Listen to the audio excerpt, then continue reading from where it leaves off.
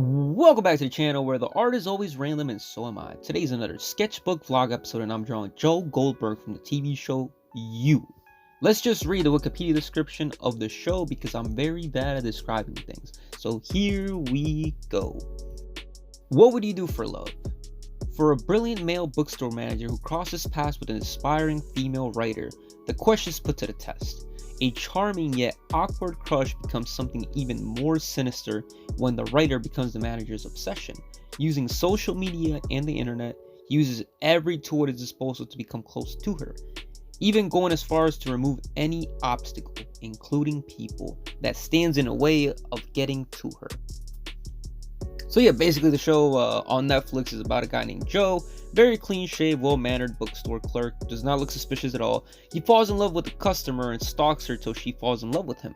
He is willing to do anything and everything to make sure she falls in love with him. Yeah, just a random mini spoiler. Beck is having sex with some random guy, and they're going at it, they break the bed, and Joe is watching through her window as a creep. And the next day, he acts like nothing happens and helps her buy a new bed and acts like he knew nothing about it. So yeah, he's a weirdo, stalker, perv, who's obsessed with her, sociopath, whatever you want to call him. The show has a lot of violence and death, so that's just a warning. Season 1's really good though, like Joe, I like how Joe narrates what is going on through his head. So basically right now, let's say I'm Joe and I'm talking to Beck. Beck could say something like, oh, so what did he do today? And then the narration would say something like, wow, she's onto me. I can't believe she's so smart and blah, blah, blah, blah, blah. And then they just keep having the conversation over and over and over. And yeah, so it was very well edited to a point where you don't really notice that, like, it's going in between the conversation, his head, what's going on in his head and what she's thinking and so on. But yeah, they did a great job with that. The guy who plays Joe does also an amazing job keeping a serious face and that like bland expression to make sure that like he fits with the character very well, a sociopath. But yeah, and also the way he expresses his emotions also adds on to the show's feel overall. My problem with the show is one small one though. It kind of makes sense for the end of the story though.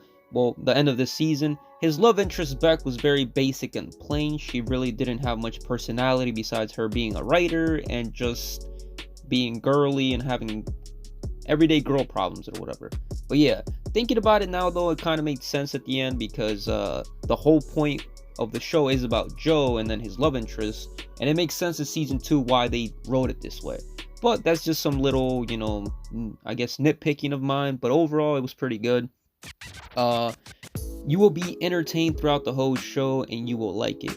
It always had me thinking about what might happen next. I'm usually very good at predicting things and being like, okay, their character is acting this way, so this is gonna happen. In this show, I was just letting it flow. I wasn't really thinking too deep about it. My first experience watching this show was about 2 months ago. It was pretty good. I remember getting into it. It was pretty good at the beginning. I was like, okay, pretty cool. Let's get into it. I remember watching an episode in the park randomly, which is really, I guess, added to the show or whatever. But overall, I'd probably rate this show 8.7 Kanye's out of 10. It could do better, and in season 2, it does. Trust me. So if you make it past season 1 and you're debating, well, should I go to season 2? If you like season 1, season 2 gets a lot better. And I finished both seasons of this and Cobra Kai, so hopefully I'm able to review it in the next few days. The giveaway is also coming up. Check out like 2 videos ago. It says sneaker giveaway or whatever. That will be the last chance to enter, and the winner will be announced in a week and a half or something like that. Because you know I always procrastinate.